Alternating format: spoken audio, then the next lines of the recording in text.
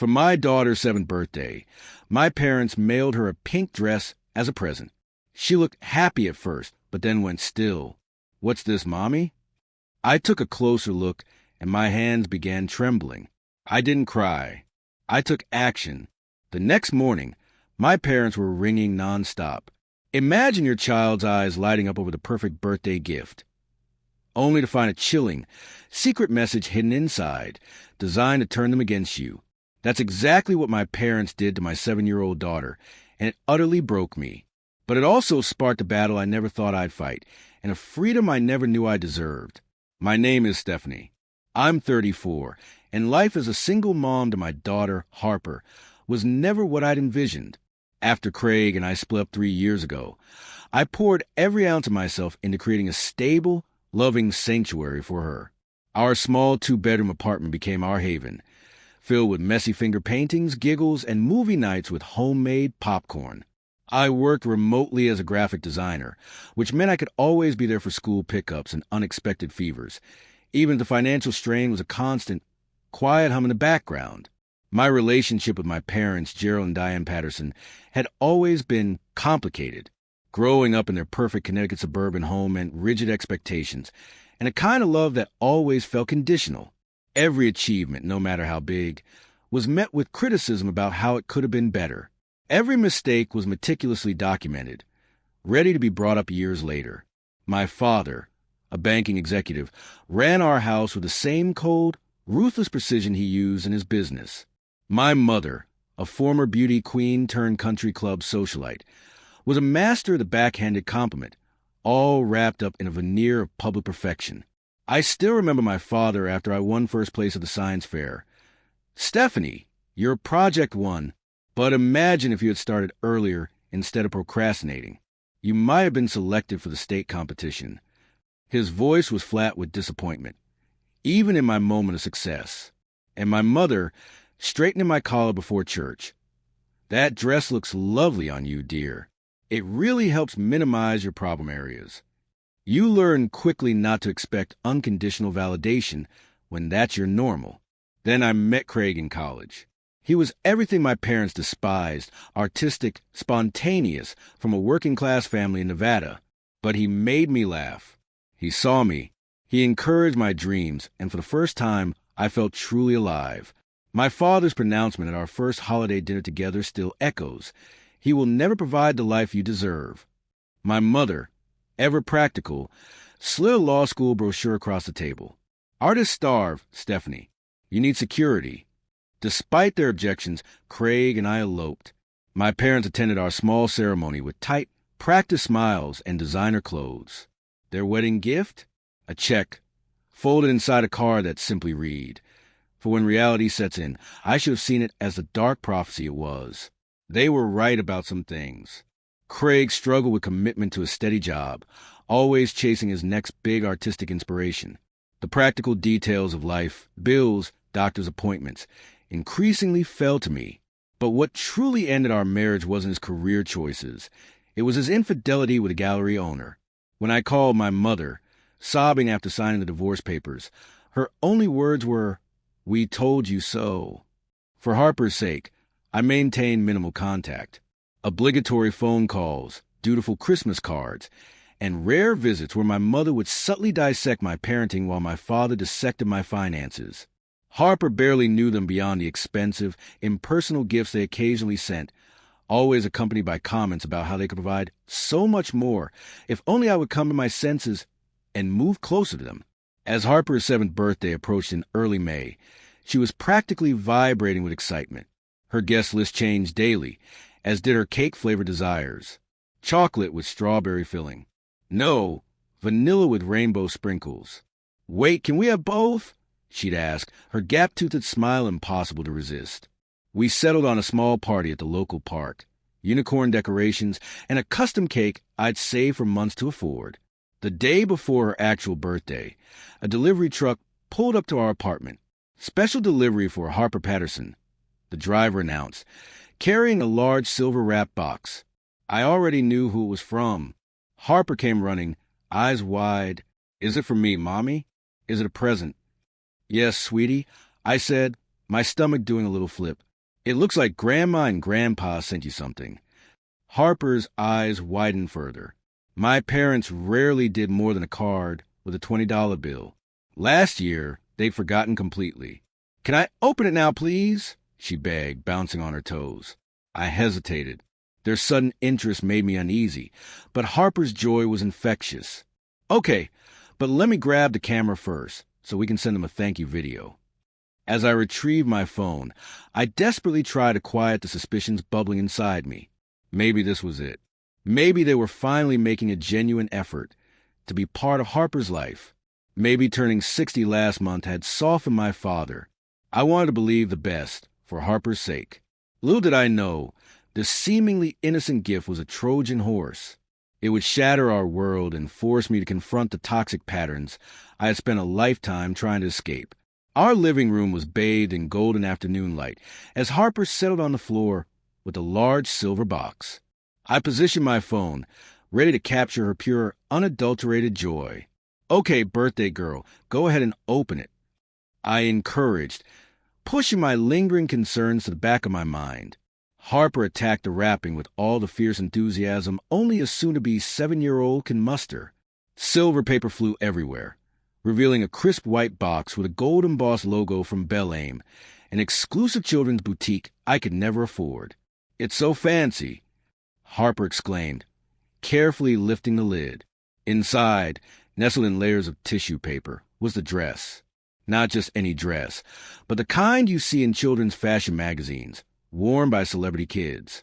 It was pink, Harper's absolute favorite color, with a full tulle skirt, a satin bodice, and delicate pearl embellishments. It looked like something a princess would wear to a royal ball. Harper gasped, her eyes wide with wonder. It's so beautiful. She stood up, holding the dress against herself. Can I try it on right now, please, Mommy? Of course, I smiled, genuinely pleased by her delight. Whatever my issues with my parents, they had at least chosen something Harper would truly love. As Harper rushed to her bedroom to change, I checked the box for a card. Tucked into the tissue paper was a cream-colored envelope with Harper's name in my mother's distinctive, elegant handwriting. Inside was a cartoon princess card that read, "Asterisk to our darling granddaughter on her 7th birthday. May this dress make you feel as special as you are to us. We wish we could see you more often. Love, Grandma and Grandpa." Asterisk, the message seemed sweet enough, but that last line carried a familiar, insidious guilt trip. Still, I pushed it aside, choosing to focus on Harper's happiness. Mommy, can you help me with the zipper? Harper called from her room. I went to assist her, finding her struggle with the back. As I reached for the zipper, I couldn't help but notice the exceptional quality of the fabric. This dress had probably cost hundreds of dollars, an extravagant gift that highlighted the stark disparity between what my parents could provide and what I could afford. There you go. Turn around and let me see, I said, stepping back. Harper twirled, the skirt billowing around her like a cotton candy cloud. Do I look like a princess?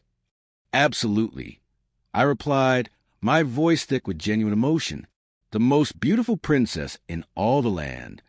The dress fit her perfectly, as if custom-made.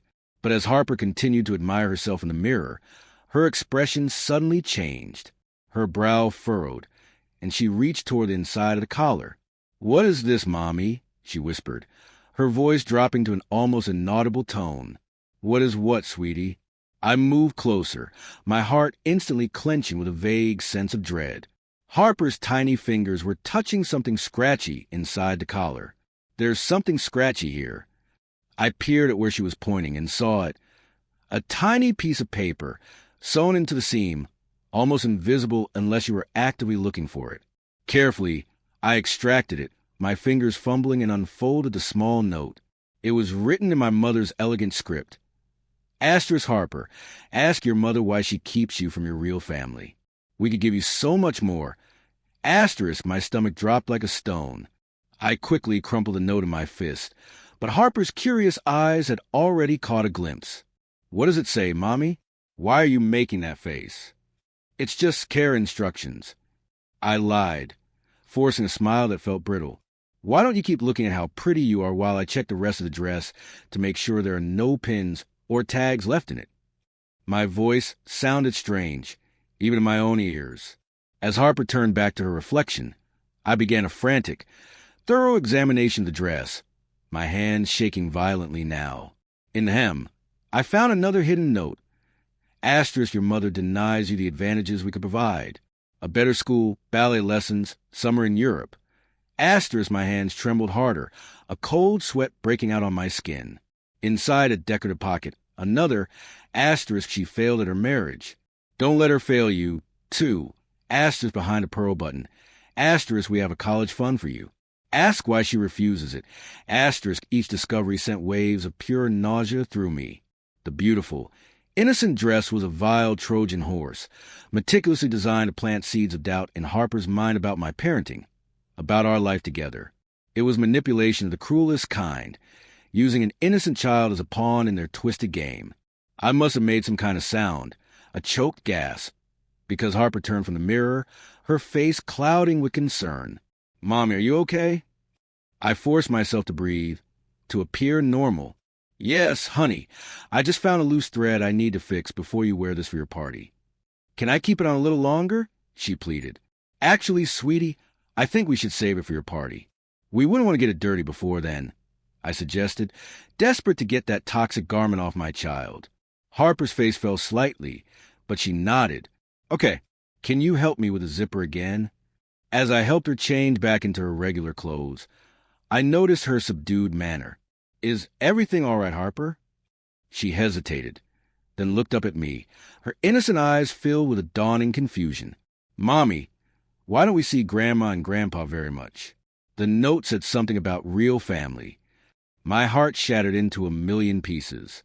Despite all my desperate efforts, she had read enough. The exact seed of doubt my parents intended had been planted. I sat on her bed, patting the space beside me. Come sit with me for a minute, I said gently. When she joined me, I took her small hands in mine. Families come in all different shapes and sizes, sweetheart. Some people see their grandparents every day, some only on holidays, and some hardly ever. It doesn't mean anyone loves anyone less. It just means that sometimes grown-ups need space to be the best versions of themselves. Her 7-year-old mind struggled with this concept. But don't they want to see me? Of course they do, I assured her. But sometimes the way they want to be grandparents and the way I need to be your mom don't match up very well. Does that make sense? She nodded slowly, though I could tell she didn't fully understand. How could she? The complexities of toxic family dynamics were difficult enough for adults to grasp. Tell you what, I said, forcing a brittle brightness into my voice. Why don't we call Grandma and Grandpa right now to thank them for the dress? You can tell them all about your birthday plans. Harper's face brightened. Can we video call them? I want to show them how it looks on me. We'll try, but they might be busy. If not, we can leave a message, I said, knowing full well my parents rarely answered unexpected calls, preferring control over returning them at their convenience. As predicted, the call went straight to voicemail. Harper left an enthusiastic thank you, mentioning how excited she was to wear the dress at her party. I added a brief thanks for the thoughtful gift, keeping my tone neutral despite the white-hot rage building inside me. Sleep completely evaded me that night. As memories flooded back, a lifetime pattern I had somehow normalized finally clicked into crystal-clear focus. The dress incident wasn't an isolated event. It was the sickening culmination of a calculated strategy my parents had employed my entire life. I recall my 8th birthday. After months of begging, they finally presented me with the coveted bicycle all my friends had. Gleaming red, with streamers on handlebars, it felt like a dream come true, until the conditions emerged. This bike stays in our garage, my father announced. You may ride it when your grades are satisfactory and your chores are completed to our standards. What should have been a simple childhood joy became a control mechanism. Some weeks, I never earned the right to ride at all. When I complained that other kids could ride their bikes whenever they wanted, my mother's response was cutting. Other parents settle for mediocrity. Stephanie, we expect excellence. As I entered adolescence, the gifts grew more sophisticated, but the strings became more suffocating. For my 16th birthday, they surprised me with a car. A modest sedan, certainly, compared to their luxury vehicles, but still more than most of my peers received. Your own car, my father proclaimed, dangling the keys. Now you can drive yourself to the SAT prep classes. We've enrolled you in 3 evenings a week and Saturday mornings. When I expressed interest in joining the school newspaper instead, the car privileges were mysteriously revoked due to insurance complications. They magically reappeared once I agreed to the prep classes. College brought physical distance, but absolutely no emotional freedom. They paid my tuition at the business school they selected, even though I dreamed of studying art. Each semester, a new laptop or printer arrived, an unspoken reminder of who controlled my future. We invest in success, my father would say during our monthly phone calls, where he interrogated me about my grades.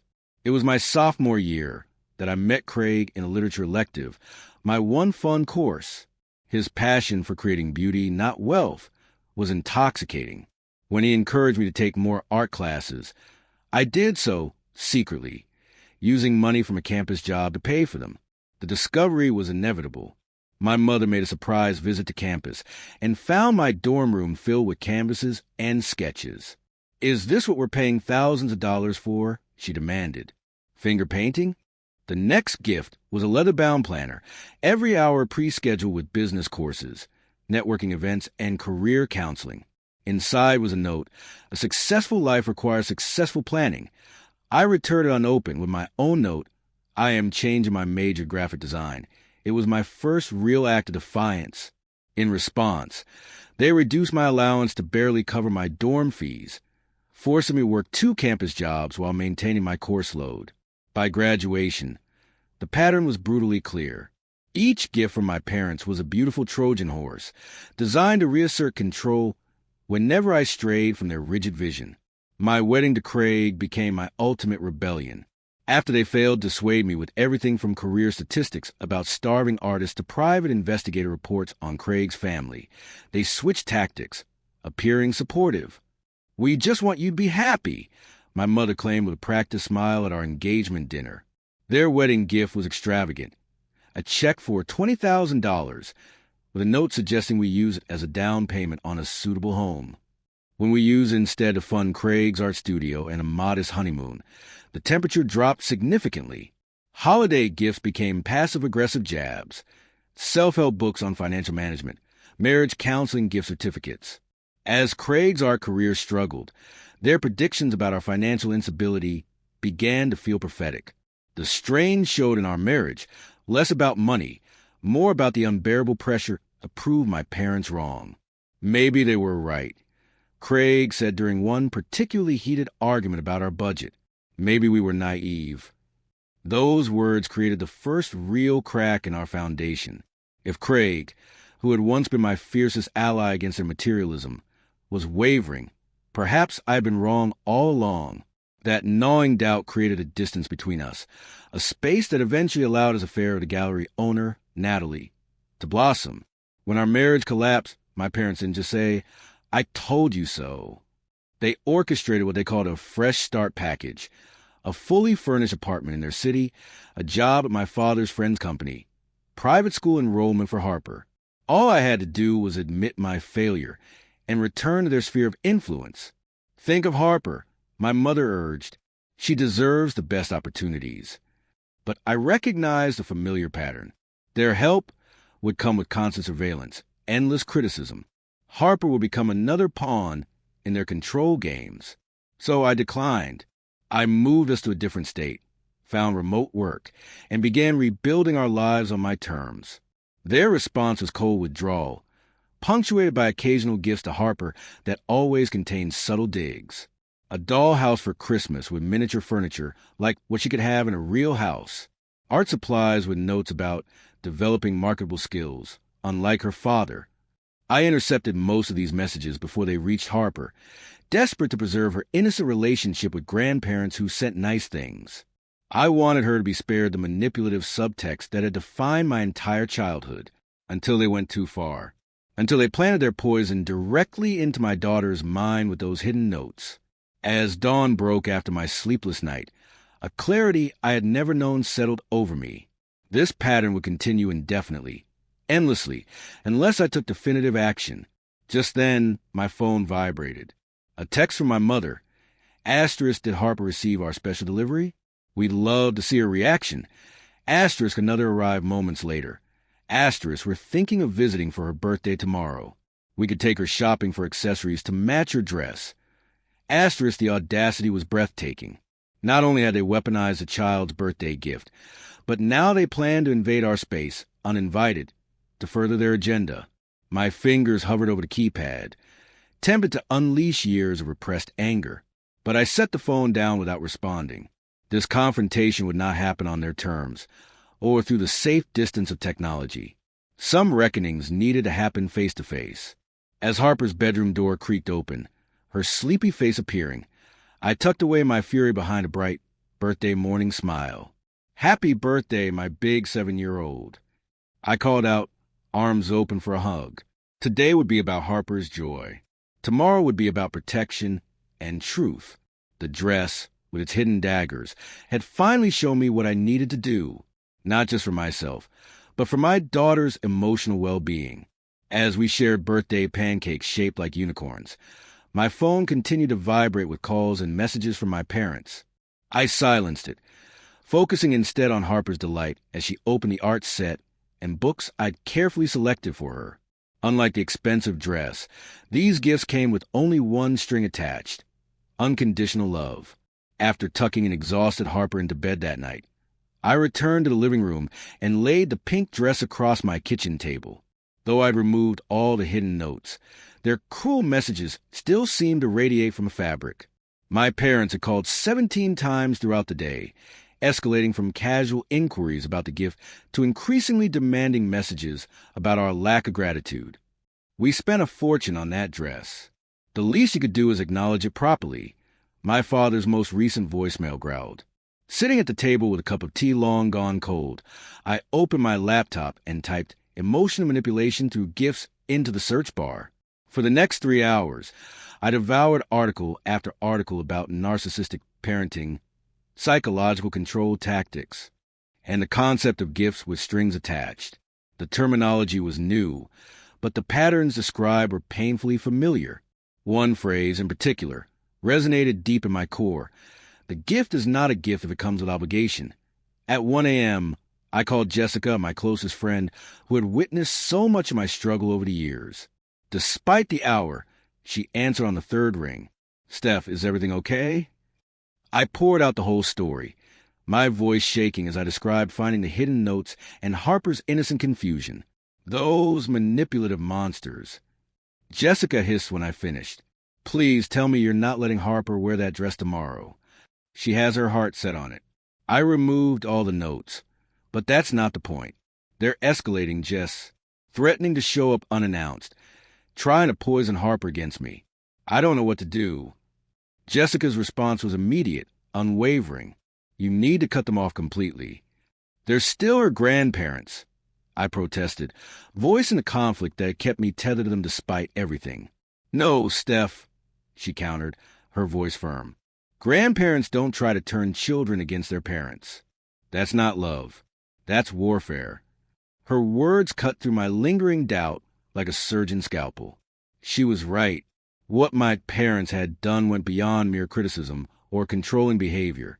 They had deliberately tried to damage my relationship with my daughter. "I have an emergency session with Dr. Levine tomorrow morning," I said, referring to therapists I'd been seeing on and off since my divorce. "I'm hoping she can help me figure out exactly what to say to them and to Harper." "Good," Jessica affirmed. "And if you need backup when you confront them, I'm there. Just say the word." After hanging up, I spent another hour creating a detailed document, organizing photographs of each note along with a timeline of similar incidents throughout my life. Seeing it all laid out chronologically made the pattern undeniable. This wasn't normal family tension or generational differences. This was a systematic campaign of control and emotional manipulation spanning decades. The next morning, I dropped Harper at school with extra hugs, then headed straight to Dr. Levine's office for my emergency appointment. The therapist's reaction to the photographs was one of controlled professional concern, but I distinctly caught a flash of shock in her eyes as she swiped through the images. In all my years of practice, this is one of the more calculated attempts at parental alienation I have seen, she said finally, her voice grim. These messages were clearly designed to undermine your authority and create confusion for Harper. What do I do? I asked, my voice small, despite my newfound resolve. They're threatening to visit, to take Harper shopping. I'm terrified of what they might say to her when I'm not around. Dr. Levine leaned forward, her expression serious. Stephanie, we have discussed boundaries with your parents many times over the past 2 years. You've tried compromise. You've tried limited contact. You've tried carefully worded requests for respect. None of it has worked because they fundamentally do not recognize your right to set these boundaries. I nodded, the painful truth of her words sinking in. I think it's time to consider what a complete break might look like, she continued. Not forever, necessarily, but until they can demonstrate real change and respect for your role as Harper's mother. What about Harper? I asked, a fresh wave of anxiety washing over me. How do I explain why she suddenly can't see her grandparents? Children are remarkably adaptable, and they understand fairness and kindness intuitively, Dr. Levine reassured me. Frame it in terms she can understand about respect and how we treat people we love. You don't need to share the full adult complexity with her. By the time I left Dr. Levine's office, I had a plan. I would meet my parents in a public place, away from Harper, and lay out clear conditions for any future contact. If they refused to acknowledge their behavior or showed no willingness to change, I would inform them of my decision to sever contact, temporarily. As I drove to pick up Harper from school, my phone rang again. My father's number. This time, I answered and put it on speaker. Stephanie, finally, he barked without greeting. Your mother and I have been trying to reach you for 24 hours. I know, I replied, keeping my voice calm. I've been busy with Harper's birthday. Too busy to send a simple thank you? My father scoffed. That dress cost over $500, custom-made. Of course, he would leave with the monetary value. Thank you for the dress. I said evenly. Harper liked it very much. Liked? Just liked? My mother's voice chirped in, indicating I was now on speaker for them too. We thought she would love it. Did she find the special messages? My blood ran cold at her casual, horrifying reference to their manipulation. Yes, I said, a tremor in my voice I fought to suppress. She found some of them. And that's actually something we need to discuss. Discuss what? My father said dismissively. We simply wanted her to know how much more we could offer her. I would prefer to have this conversation in person, I replied, sticking to my plan despite my rising anger. Are you still planning to visit? We are already here, my mother announced triumphantly. We arrived this morning and are checked into the Grand Hotel downtown. We thought we would surprise Harper after school with a shopping trip. They had actually flown in without confirmation, assuming I would simply accommodate their demands. The audacity was so typical, yet it still shocked me to my core. That won't work for today, I said firmly. Harper has after-school activities, but I can meet you at the hotel restaurant at 4:30. Without Harper, that defeats the whole purpose of our trip, my mother protested. Nevertheless, I countered, that is what is possible today. I will see you at 4:30. I ended the call before they could argue further. At school pickup, Harper bounded into the car with the exuberance of a child still riding the birthday excitement wave. Can I wear my princess dress to the party tomorrow? She asked immediately. Of course, I assured her. I fixed all the loose threads. Yay! Grandma and Grandpa will be so happy when they see the pictures. I tensed. Harper, sweetie. I began, my voice soft but serious. I need to talk to you about Grandma and Grandpa. Her face grew serious, sensing my tone. Are they okay? They are fine. In fact, they're in town right now. Her eyes lit up. So, I quickly continued, but I need to have a grown-up talk with them first. So, you're going to have a play date with Emma and her mom this afternoon. But if Grandma and Grandpa are here, why can't I see them? Her lower lip trembled slightly. I chose my words carefully. Sometimes grown-ups need to sort things out before children get involved. It's my job as your mom to make sure all your relationships are healthy and good for you. Like how you wouldn't let me play with Zoe anymore after she kept taking my toys and blaming me? She asked, her small face serious. I nearly smiled at her perfect analogy. Exactly like that, I said. Sometimes we need to establish better rules, even with family. Harper nodded, seemingly satisfied with this explanation. I called Emma's mother, Lauren, who immediately agreed to take Harper for the afternoon once I briefly explained the situation. After dropping Harper off, I went home to prepare. I transferred the photos of the notes to my tablet for easy reference, changed into a professional outfit that made me feel armored, and practiced the key points I wanted to make. As I drove to the hotel, I realized my hands were steady. My resolve was firm. For the first time in confronting my parents, I wasn't seeking their approval or understanding. I was standing solely as Harper protector, and that clarity brought an unexpected, fierce strength. The hotel lobby was opulent, exactly the kind of place my parents would choose to emphasize their financial superiority. I spotted them immediately at a corner table in the restaurant. My mother's perfectly coiffed silver hair, my father's ramrod-straight posture, unmistakable even from a distance.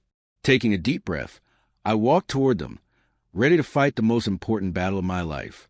Not for my own wounded inner child, though she would benefit too, but for Harper's right to grow up free from the manipulative patterns that had nearly destroyed me. The restaurant buzzed with early dinner conversations, providing a murmuring background as I approached their table. They were, as always, impeccably dressed. My mother in a designer suit, my father in tailored slacks and a cashmere sweater that probably cost more than my monthly rent. "There she is," my mother exclaimed with forced brightness as I got closer. She half rose for an air kiss that I subtly sidestepped, choosing instead to directly take a seat across from them. Her smile faltered momentarily before she recovered. "Where's our birthday girl?" "Harper isn't joining us," I stated firmly. "This conversation is between adults." My father's jaw tightened. "We flew 1,500 miles to see our granddaughter, Stephanie, not to have coffee with you." "I didn't invite you to fly here," I reminded him, my voice steady. "You decided that on your own, just like you decide everything else." "Well, we thought after our special gift, you might be more welcoming," my mother interjected, her voice honeyed but her eyes sharp. Did Harper love the dress? Did she appreciate how much thought went into it? Their complete lack of self-awareness was truly staggering. I took a deep breath and placed my tablet on the table, facing them. "Let's talk about exactly how much thought went into it," I said, keeping my voice unervingly level as I opened the photo gallery. I turned the screen toward them, displaying the first hidden note. "Would you like to explain this?" "This?" My mother squinted at the screen while my father reached for his reading glasses. Recognition dawned on both their faces simultaneously, but neither showed a hint of remorse. "Those were just little notes of affection," my mother said dismissively. "Grandmother to granddaughter affection." I swiped to the next photo. "Asterisk Harper, ask your mother why she keeps you from your real family. We could give you so much more. Asterisk, is that affection, mother? Or is it a deliberate attempt to undermine my relationship with my daughter?" "You're overreacting," my father cut in. "We simply want Harper to understand the opportunities she's missing by being kept away from us." "Opportunities?" I echoed, a bitter laugh escaping me. "You mean like being constantly criticized and manipulated? Having every gift come with strings attached? Being made to feel that love is conditional on performance?" My voice remained steady, but I could feel a fierce heat rising in my cheeks. "We gave you every advantage," my father retorted, color rising in his face. "The best schools, music lessons, summer camps. All the things you're denying Harper. You gave me things, Dad, not advantages. Things with conditions, with expectations, and with emotional price tags so high I'm still paying them off in therapy." My mother's expression hardened. "Therapy? Of course. Blame us for your failures instead of taking responsibility. This is not about blame. This is about boundaries." I swiped through more photos of the notes. You had 13 messages inside a child's birthday present, all designed to make her question her mother and her life. Do you have any idea how manipulative that is? How potentially damaging to a 7-year-old. For a moment, a flicker of genuine confusion crossed my mother's face. We were just trying to let her know we care about her future. By telling her that her father left because I pushed him away? By suggesting I'm deliberately keeping her from opportunities? That is not care, Mother. That is cruelty. My father leaned forward, his businessman persona taking over. Stephanie, you have always been overly sensitive. We are simply trying to maintain a relationship with our only grandchild, whom you have systematically kept from us since the divorce.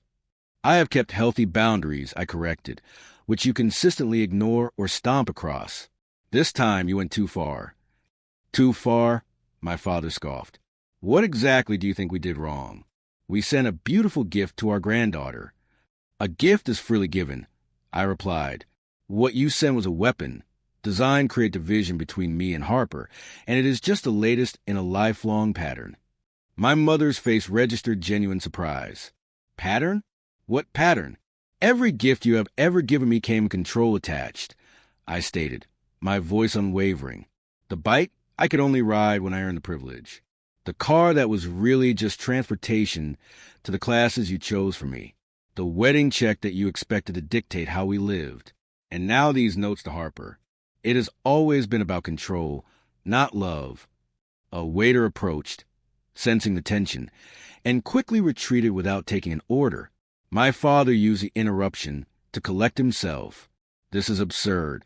We have only ever wanted what is best for you, and now for Harper. No, I said firmly. You have only ever wanted what you decided was best. There is a difference. So what exactly is the purpose of this meeting? My mother asked, her voice turning icy. To accuse us of being terrible parents and grandparents? To make us feel guilty for wanting to be involved in Harper's life? The purpose is to establish clear boundaries going forward. I replied, shifting into the plan I had prepared. If you want to have a relationship with Harper, there will be new rules. My father's eyebrows shot up. Rules? We don't need rules to see our own granddaughter. Actually, you do. First, no more surprise visits. You will ask permission before coming, and respect my answer if the timing doesn't work. Second, no more undermining my parenting with comments or hidden messages. Third, gifts are just gifts, not opportunities for manipulation. If you cannot follow these boundaries, you will not have access to Harper. My mother's face contorted. You cannot keep our granddaughter from us. We have rights. Grandparent rights. I laughed, a humorless, hollow sound. Go ahead and consult a lawyer. I already have. In our state, you would need to prove I am an unfit mother, or that denying visitation would harm Harper. Good luck making that case with evidence of your attempts to alienate her from me. My father's expression darkened dangerously. This is how you repay everything we have done for you? With threats and accusations. I am not threatening. I am stating facts. Your behavior has become harmful, and my primary responsibility is to protect Harper. From her loving grandparents? My mother's voice rose sharply, drawing glances from nearby tables. We are trying to give her advantages you cannot provide. You are trying to buy her loyalty and turn her against me. I corrected, my voice cutting through hers. And I will not allow it anymore. My father stood abruptly, towering over the table. I will not sit here and be lectured by my own daughter about parenting. We raised you to be successful, and instead you threw it all away on a failed marriage to a starving artist. Now you live in a shabby apartment, barely making ends meet, and you have the audacity to criticize us. His voice had risen to the point where other diners were openly staring. I remained seated, refusing to match his intensity. Dad, please sit down. Don't tell me what to do, he snapped. We are leaving. When you come to your senses and realize Harper deserves better than your stubborn pride, you can contact us. As he threw his napkin down, I delivered the final, non-negotiable boundary. Until you can acknowledge what you did was wrong and commit to respecting my role as Harper's mother, we will not be in contact. I will be blocking your numbers and returning any packages you send. My mother gasped. You would cut us off completely? Your own parents. I would protect my daughter from the same emotional manipulation I endured, I replied, meeting her stare head on. Yes. This is ridiculous, my father sputtered. Diane, we are leaving. Stephanie clearly needs more time with her therapist to work through her delusions. As they gathered their things, my mother leaned down, her voice low and venomous. When Harper grows up and resents you for keeping her from opportunities and family, remember this moment. This is your choice, not ours. No, Mother, I said, my voice quiet but firm. This is the consequence of your choices. The door remains open when you are ready to respect boundaries and have a healthy relationship. They stormed out of the restaurant, my father pausing only to throw cash on the table for their untouched drinks. Several diners watched their exit, then turned curious eyes to me. I sat alone, surprisingly calm in the aftermath of the storm. A middle-aged woman at the next table caught my eye. Are you all right, dear?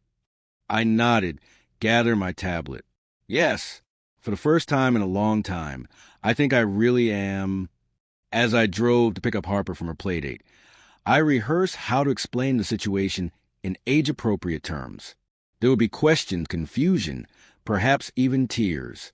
But navigating that difficult conversation was infinitely preferable to allowing my parents' poison to seep into Harper's developing sense of security and self-worth. My phone buzzed with a text from my father. Asterisk, your mother is in tears. I hope you're satisfied with yourself. Asterisk, I deleted it without responding and blocked both their numbers. The guilt tactic that would have devastated me just days ago now bounced off the armor of righteous maternal protection. When I arrived at Lauren's house, Harper ran to me with a drawing she'd made, colorful and joyful. Look, Mommy, it's us at my party tomorrow. I hugged her tightly, inhaling the comforting scent of crayons and innocence. It's beautiful, honey. Let's go home. Did you talk to Grandma and Grandpa? Can I see them tomorrow at my party? The moment of truth had arrived sooner than I expected.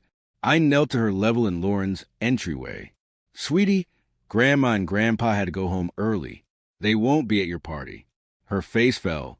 But why? Didn't they want to see me? They do want to see you, but right now Grandma and Grandpa, and I need some time apart to figure out how to be better with each other. Do you remember how you and Zoe needed a break from playdates until she learned not to take your toys? Harper nodded solemnly. It's like that. We need a break until they can learn some important rules about respecting our family. Will they ever learn? She asked, her voice small. I hope so, honey. I really do. As we walked to the car, hand in hand, Harper looked up at me. Mommy, was there something bad in my pretty dress? You looked sad when you were checking it. My heart clenched. There were some notes that weren't very nice, but I took them all out. So now it's just a beautiful dress for a beautiful birthday girl. Good, she declared with 7-year-old certainty, because I really want to wear it tomorrow, and you will, I promised, helping her into her booster seat. It's your dress now, not theirs. Just like your life is yours, not anyone else's to control. She didn't fully understand the significance of my words, but someday she would, and when that day came, she would know that her mother had stood firm against manipulation and control, even when it came disguised as love and expensive gifts. The week following Harper's birthday party was a blur of emotional aftermath and practical considerations. The party itself had been a roaring success. Harper twirled in her now note-free pink dress among friends, blowing out candles on a unicorn cake, and declaring it the best birthday ever. If she missed her grandparents' presence, she didn't show it, too absorbed in the pure joy of celebration with friends who loved her unconditionally. But the fallout from my confrontation with my parents manifested in unexpected ways. Despite blocking their numbers, they found alternative methods of contact. A certified letter arrived from their lawyer 3 days after the party, vaguely threatening legal action for grandparent rights and demanding a visitation schedule. Rather than succumbing to panic, I took the letter to Marissa Goldstein, a family lawyer Jessica had recommended. In her comfortable office, with degrees lining the walls, I felt a surge of confidence just having professional support. Legally speaking, their position is weak. Marissa assured me after reviewing the letter and hearing my account of events, including the hidden notes. Grandparent visitation rights typically require showing that the parent is unfit or that denial of visitation would harm the child. Their own actions undermine both arguments. so they cannot force visitation. She paused. Not likely, though they may try to drag you through court proceedings out of spite. The real question is whether you want to cut contact completely or establish structured, supervised visitation with firm boundaries. I considered this carefully. I would prefer they have a relationship with Harper, but only if it can be healthy. Right now, I don't trust them not to continue their manipulation behind my back. Marissa nodded, making notes. A reasonable position. I suggest we respond with a letter outlining conditions for potential future contact, including acknowledgement of their inappropriate behavior, agreement to respect your parental authority, and initially supervised visits only. They'll hate that. I said, imagining my father's reaction to being supervised like a child. Precisely. It establishes who hold the power in this relationship going forward. You. If they truly want a relationship with Harper, they will eventually comply. If their pride matters more than their granddaughter, that tells you everything you need to know. By the end of our meeting, I felt armed with both legal protection and emotional clarity. Marissa would handle all communication with my parents going forward, creating a buffer that prevented them from manipulating me directly. As a practical precaution, I also implemented security measures around our home. I installed a video doorbell to monitor any unexpected visits and spoke with Harper's school about updating her approved pickup list to explicitly exclude my parents. The school counselor, Miss Jenkins, was incredibly understanding and supportive. Unfortunately, we see contentious family situations quite often, she explained during our meeting. We can flag Harper's file to ensure only authorized adults can pick her up, and teachers will be notified to watch for any attempts at unauthorized contact. The conversation naturally evolved into discussing how Harper was coping with the sudden change in family dynamics. She has asked a few questions about why her grandparents left so quickly. I admitted, I've tried to explain in age-appropriate terms about healthy boundaries and respect. Miss Jenkins offered valuable guidance. Children are incredibly resilient, but they need honest, simple explanations. Avoid demonizing your parents, while still validating that their behavior was inappropriate. Would you like me to have a few check-in sessions with Harper? I gratefully accepted, knowing that an additional support adult could only help Harper process the situation. These practical steps provided a framework for security, but the emotional work continued at home. One evening, about 2 weeks after the confrontation, Harper approached me while I was preparing dinner. Mommy, Emma's grandma and grandpa take her for ice cream every Friday and buy her lots of presents. Why are our grandma and grandpa different? I set down the knife I was using to chop vegetables and invited Harper to sit at the kitchen counter. These moments of curiosity were opportunities for honest conversation. Families are all different, sweetheart. Some grandparents live close by and see their grandchildren all the time. Some live far away, and some, like Grandma and Grandpa Patterson, have trouble understanding how to be kind and respectful to everyone in the family. Harper's brow furrowed in concentration, like how they put me notes in my birthday dress. I tried to hide my surprise. You knew about those notes? She nodded solemnly. I saw one that said you were a bad mommy, but that's not true. You're the best mommy. Tears sprang to my eyes as I pulled her into a hug. Thank you, sweetie. That means everything to me. Why would they say mean things about you? Don't they love you? The innocent question cut to the heart of decades of pain. How do you explain narcissistic parenting to a 7-year-old? They do love me, but they don't always know how to show love in healthy ways. I began. Sometimes people think love means controlling others or making them feel bad, so they'll do what you want. But real love means respecting people and wanting them to be happy, even if they make different choices than you would. Harper seemed to consider this deeply. Like how you let me choose between ballet and soccer, even though you really wanted me to try ballet. I smiled at her perfect analogy. Exactly like that. Love is about supporting people's choices, not forcing your own wishes on them. So, we can't see Grandma and Grandpa until they learn not to be controlling? That's right. And I hope someday they will learn, because I would like you to have a relationship with them, but only if it's a healthy one. These conversations continued over the following weeks, each one an opportunity to reinforce ideas about healthy relationships and boundaries.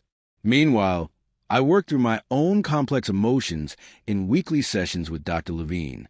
I keep waiting to feel guilty. I confess during one session. They've sent emails through their lawyers saying I'm cruel for keeping them from Harper, that I'm punishing them unfairly. Part of me still questions if I'm overreacting. That's the conditioning talking, Dr. Levine observed.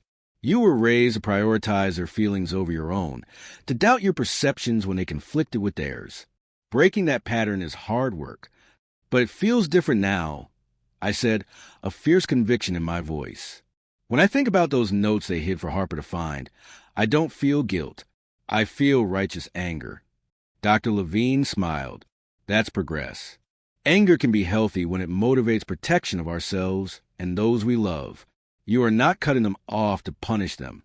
You are setting boundaries to protect Harper from manipulation. There's a world of difference. As we approached the 1-month mark since the confrontation, my mother attempted a new tactic. A large box arrived, addressed to Harper, containing an elaborate dollhouse that must have cost thousands of dollars. The accompanying card read, simply, *, we miss you. Love, Grandma and Grandpa. *, no hidden notes this time. But the message was clear. We can provide what your mother cannot. Rather than hiding the gift, I use it as another teaching moment. Harper, Grandma and Grandpa sent you this dollhouse. It's very nice of them, but remember what we talked about with gifts? She nodded seriously. Gifts shouldn't try to make you do things or feel bad. That's right. Do you think this is that kind of gift or just a nice present? She studied the dollhouse thoughtfully. I think they might be trying to make me miss them and be mad at you for not letting me see them. Her perceptiveness amazed me.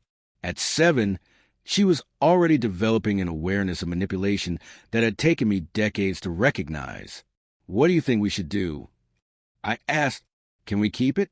If I know it's that kind of gift, I'd really like to play with it. I laughed at her practical approach. Yes, we can. Knowing the difference is what matters. Through Marissa, I sent a brief message acknowledging receipt of the dollhouse and reiterating our conditions for resuming contact. There was no response. Work became another unexpected arena for recovery. When I needed to take time off for legal consultations and Harper's counseling appointments, I reluctantly explained the situation to my boss, Alicia. To my surprise, she was extraordinarily supportive. Family boundaries are healthy boundaries, she declared. Take whatever time you need. Your projects can wait a few days. This validation from someone outside the situation reinforced that I was not overreacting or being unreasonable. Normal, healthy people understood the need for boundaries against manipulation. As weeks turned into months, we established new traditions to replace the gaps left by extended family. Sunday dinners with Jessica and her family became a weekly highlight. Harper joined a soccer team, developing friendships with teammates and their families. Our world expanded in ways it never could have under my parents' controlling influence. 6 months after the confrontation, the certified letters finally stopped. My parents had apparently grown tired of paying legal fees for responses that never changed. Through mutual acquaintances, I heard they had taken an extended European cruise, telling friends they needed a break from family drama. Their retreat didn't feel like defeat or even victory. It simply confirmed what I had always suspected. Their desire for control outweighed their love for Harper. Given the choice between a relationship on healthy terms or no relationship at all, they chose their pride. But where there should have been sadness, I found unexpected peace. Harper was thriving, secure in the knowledge that her mother would protect her from anyone who didn't respect her well-being, even family. I was growing stronger, setting boundaries in other relationships, and recognizing my worth beyond my parents' approval. The pink dress still hung in Harper's closet, a reminder not of manipulation, but of resilience. She wore it occasionally for special events, completely unaware of the profound transformation it represented for both of us. One evening, as I tucked Harper into bed, she asked a question that showed just how far we had come. Mommy, do you think Grandma and Grandpa will ever learn how to love without controlling? I smoothed her hair back from her forehead. I don't know, sweetheart. People can change, but they have to want to. All we can do is keep our door open if they ever decide to walk through it the right way. I hope they learn, she said sleepily. But I'm okay if they don't. We have lots of people who love us the right way. As I kissed her good night, I marveled at her wisdom. Out of all the gifts my parents had ever given, the greatest had been unintentional. This final, painful push toward freedom and self-worth for both of us. 6 months turned into a year, and Harper's 8th birthday approached with none of the anxiety that had shadowed her 7th. We planned a space-themed party at the local planetarium, reflecting her newfound obsession with astronomy. The pink dress had long since been outgrown and donated, replaced by a collection of science t-shirts and comfortable jeans that better suited her active lifestyle. In that year of distance from my parents, both Harper and I had flourished in ways I hadn't anticipated. The constant, low-grade anxiety that had been my lifelong companion gradually dissipated. Decision-making became easier without the reflexive consideration of what my parents would think. My graphic design business expanded as I took creative risks that previously were felt too uncertain. For Harper, the change manifested in growing confidence and emotional intelligence beyond her years. The school counselor, with whom she continued occasional check-ins, remarked on her unusual ability to identify manipulative behavior and playground dynamics and remove herself from unhealthy situations. She told a classmate yesterday that she wouldn't play if the game required her to be mean to another child, Miss Jenkins reported during one of our updates. When pressed, she said, "Real friends don't make you choose between being nice and being included." That is remarkably mature insight for an 8-year-old. Pride swelled in my chest upon hearing this. The painful lessons of our family rupture had translated into valuable emotional tools for Harper, potentially sparing her years of the people-pleasing and boundary struggles I had endured. Our healing journey hadn't been without professional support. Dr. Levine introduced me to several therapeutic practices that proved transformative. Foremost among these was inner child work, allowing me to reconnect with and nurture the part of myself that had been wounded by my parents' conditional love. Imagine your childhood self. Dr. Levine would guide me. What would she need to hear from you now? This practice initially felt awkward, but gradually became powerful. I learned to parent myself with the compassion and validation I had always craved, which in turn enhanced my ability to parent Harper with healthy attachment rather than anxious control. We also incorporated ritual into our recovery. On the anniversary of the confrontation, Harper and I created a freedom wall in our apartment, a corkboard where we pinned representations of choices we had made independently. Harper's contributions included her decision to quit ballet in favor of soccer, picking out a new bedspread without consulting anyone, and standing up to a friend who had been pressuring her to share test answers. My own pins reflected career choices, dating decisions made without fear of judgment, and small daily acts of self-trust. Together, the collection illustrated our growing confidence in our own inner guidance rather than external approval. Our circle of support expanded organically during this time. Jessica and her family remained steadfast allies. But we also connected with a single parents group through Harper School, forming friendships with others navigating complex family dynamics. Monthly potluck dinners with this chosen family became a highlight for both of us, providing the warmth of community without the toxicity of manipulation. The only contact from my parents came on Harper's 8th birthday, when a card arrived containing a check for $1,000 and a brief note, asterisk for Harper's college fund. No strings attached. Asterisk, I studied the card carefully, searching for hidden barbs or subtle manipulation. Finding none, I discussed it with Dr. Levine. It could be a genuine olive branch, she suggested, or it could be another attempt to reestablish contact on their terms.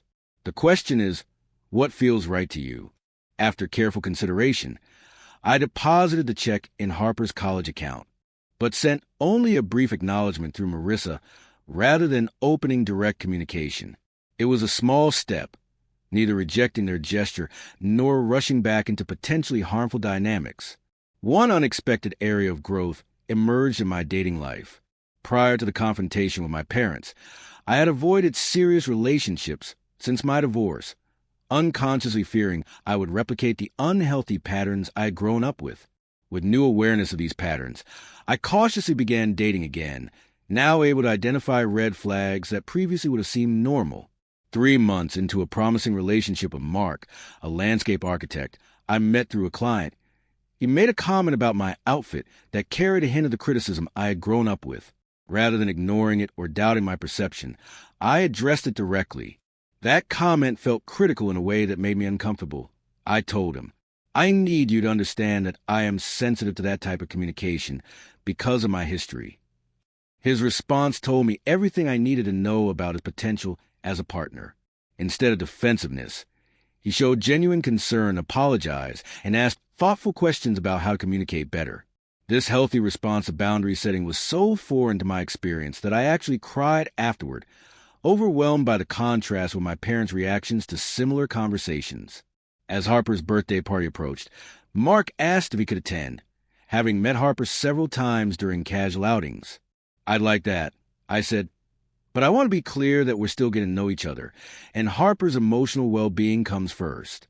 No grand gestures or attempt to win her over. Okay, absolutely, he agreed. I'm happy to be just another adult celebrating her special day. This measured introduction of Mark into Harper's life exemplified my new approach to relationships, prioritizing careful discernment over people-pleasing or rushing attachment.